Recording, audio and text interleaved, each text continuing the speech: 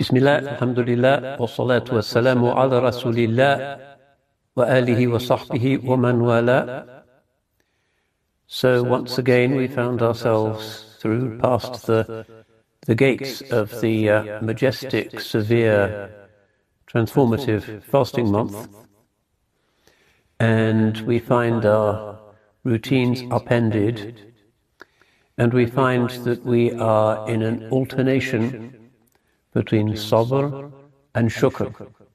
Sabr during the day, shukr during the evening, and this is alternated for us for 4 weeks or so until at the end there is the shukr of the Eid, and inshallah each day has been an upward movement on the staircase of human perfection. Here at the Cambridge Muslim College, we've chosen for this year's Ramadan theme the idea of growing hope, which is a kind of gardening or agricultural image. And we do find that amidst the chaos and uproar of modern times, when there is so much despair, anxiety, depression, unhappiness, pessimism, that from our vantage point of our little Islamic college here in Cambridge, we see many grounds for hope. We see that hope in our students, who are amazing, optimistic, far-sighted, idealistic, pure-hearted young people, who inshallah will go out to strengthen the mosques, the Darul Ulooms, and the world of academia, and some of them go into other careers as well.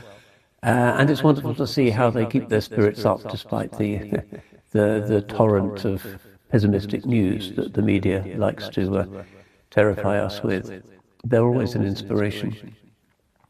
It's also good to see how one can remain entirely faithful to the classical texts, norms, understandings, the vision, the spirit, the élan of Islam in the midst of this torrent of pessimistic, threatening modern trends, to see how totally relevant the tradition is.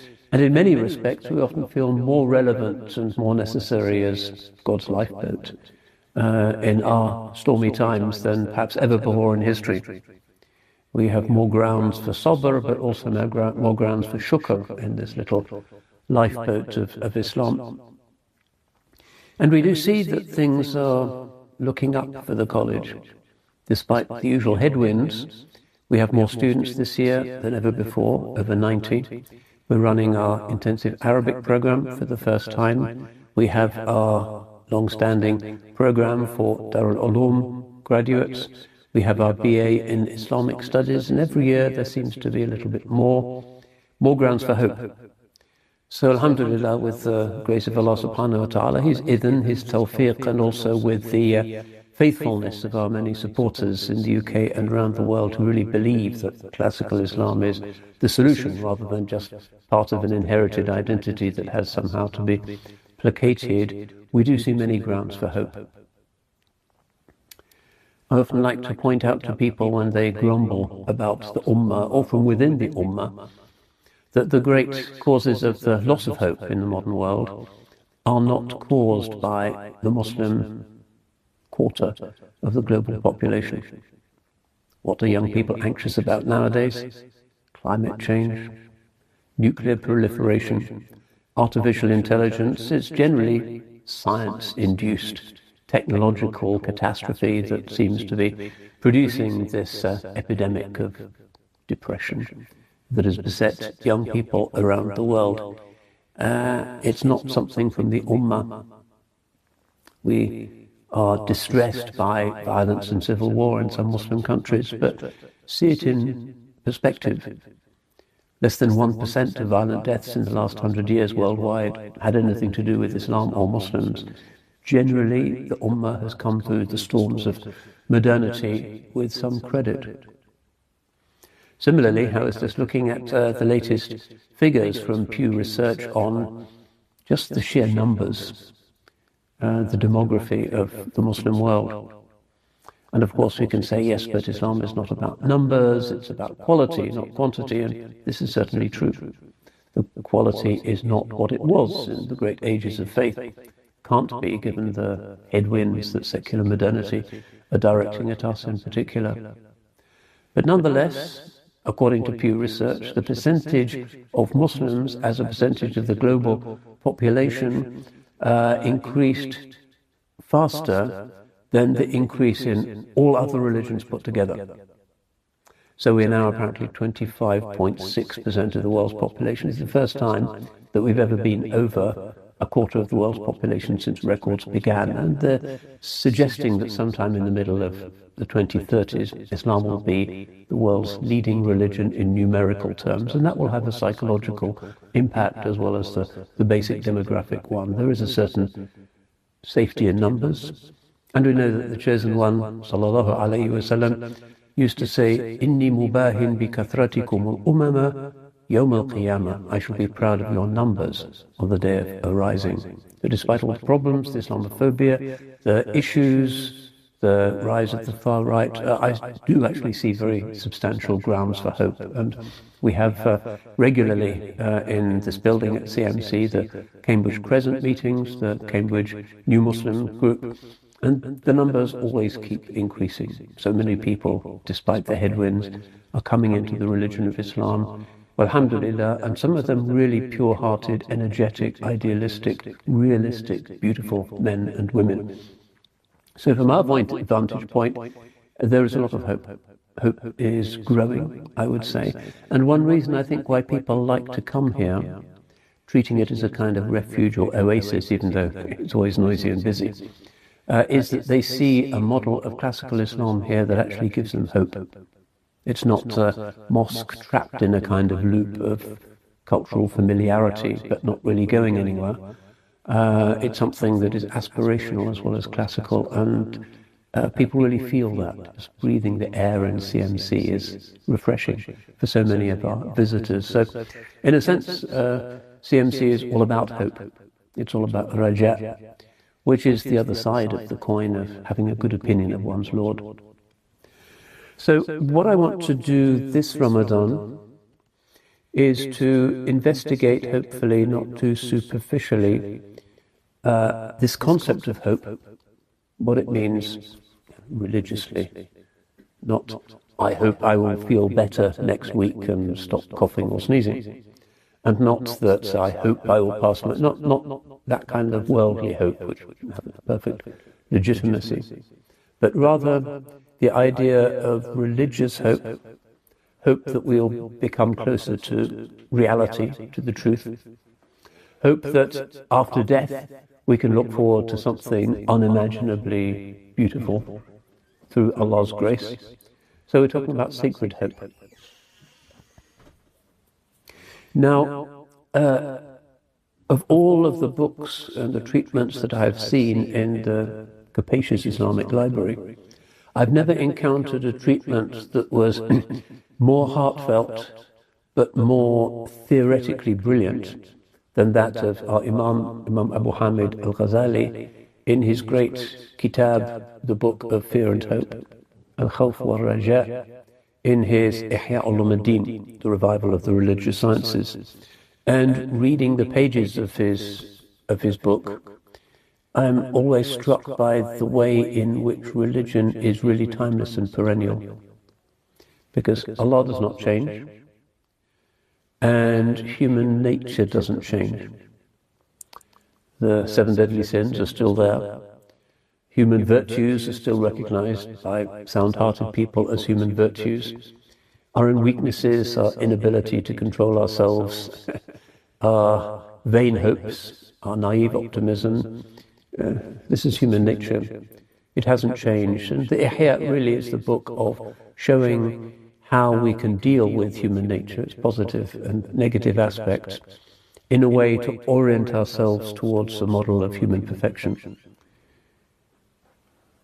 It's about the quest for spiritual eminence. It's about the quest, therefore, for normality, for being fully Adamic human beings, for being the best that we have been created to be, rather than distracted and unhappy in our world of passions and vices and lie-telling and the other stuff that is usually the reason why we feel negative and pessimistic and devoid of hope. So it's a kind of psychological matter that the Imam is sharing with us. And I just want to do the very kind of traditional Dars method of reading a few highlights from his treatment of hope, Raja, with a few probably rather obvious remarks on how this applies to our situation, how we can get ourselves back into a space that is hopeful rather than fearful, because a lot of our people, not just unbelievers, are anxious, shaky, on antidepressants, not confident about what the future might hold. And in this book, Imam al-Ghazali's work, I found a better treatment and a kind of therapy. The Ihya is a kind of therapeutic text, really. It's there because the Imam wants to sort us out and bring us to sa'ada, to happiness. Something that I think is actually very timely and very important and underlies the work of institutions such as CMC, but I think also should inform preachers, da'iyas, teachers in madrasas, anyone who is proclaiming the message of Allah's pure, beautiful religion to a sad humanity in this rather turbulent and uncertain age in which, by God's wisdom, we have been placed. So, looking at the Imam's analysis of what hope is a kind of psychological, psychotherapeutic text. So I'm reading, he's just dealt with the great Ramadan topic of sabr and shukr, it's preceding a book of the Ihya, the book of patience and gratitude. And now he's getting into a section, Haqiqatul Raja, the true nature of hope. And we don't usually think about it much as a state or a moment or an emotion. Is it an intellectual position? Is it a belief that we should be hopeful? Is it just an emotional condition that we can't control and that might be just instinctual and not very noteworthy? So he begins in his usual methodical style with making his definitions more precise and explaining to us what this hope business is about. He says, "I'lam, be it known unto you, أن الرجاء من جملة مقامات السالكين وأحوال الطالبين." Raja, hope, is one of the maqams of the spiritual wayfarers, those who are not just standing still in Islam but getting better and purer. وأحوال الطالبين, and the ahwal, the state of the seekers, the people who are looking for a goal. And so he's beginning by saying that actually we need to consider, is hope a maqam or a hal? And this is a technical term used by the ulama, two technical terms. Is hope a kind of semi-permanent spiritual condition, a kind of second nature? We're naturally hopeful people, or is it just something that comes and goes? I'm feeling very hopeful today, or some other external thing, the weather might make me feel a bit more cheerful. Which is it? So he begins with this discussion. وإنما يسمى الوصف مقاما إذا ثبت وأقام. An attribute is only described as a maqam when it is constant and fixed. وإنما يسمى حالا إذا كان عارضا سريع الزوال. And it's only called a hal if it's something transient which quickly comes to an end. وكما أن الصفرة تنقسم إلى ثابتة, and just as yellowness divides into an intrinsic yellowness, كصفرة الذهب, like the yellowness of gold, وإلى سريعة الزوال, and into a yellowness that vanishes quickly, كصفرة الوجه, like the paleness that happens when you're frightened of something. You turn white as a sheet. In Arabic it's yellow. وإلى ما هو بينهما كصفرة المريض, and something that is between the two, like the yellow complexion of somebody sick. فكذلك صفات القلب تنقسم هذه الأقسام, and similarly all the states of the heart divide into these categories. فالذي هو غير ثابت يسمى حالا, that which is not fixed is known as a hal. لأنه يحول على القرب, because it vanishes quickly. وهذا جار في كل وصف من أوصاف القلب. And this happens with all of the qualities which we use to describe the heart. In other words, each one of these states, sabr, shukr, mahabba, khawf, raja, tawakkul, all of these key states can be semi-permanent states that are part of your character that people know you for, or they can be just a sudden moment. So he asks us to begin our thinking about hope with this particular distinction. So let's pause at this point. This is the end of our first session, with the reflection that really there are many grounds for hope nowadays. We find them particularly in our little institution here in Cambridge, but more generally on my travels through the Ummah, there is tremendous, not just quantity but quality as well. Another thing, incidentally, that Pew Research recently released is a list of the most religious countries in the world. They have ways of determining that. And the leading countries are actually Muslim countries. Number 1 is Indonesia, number 2 is Senegal, and so forth. And so it's not just quantity, it's quality as well.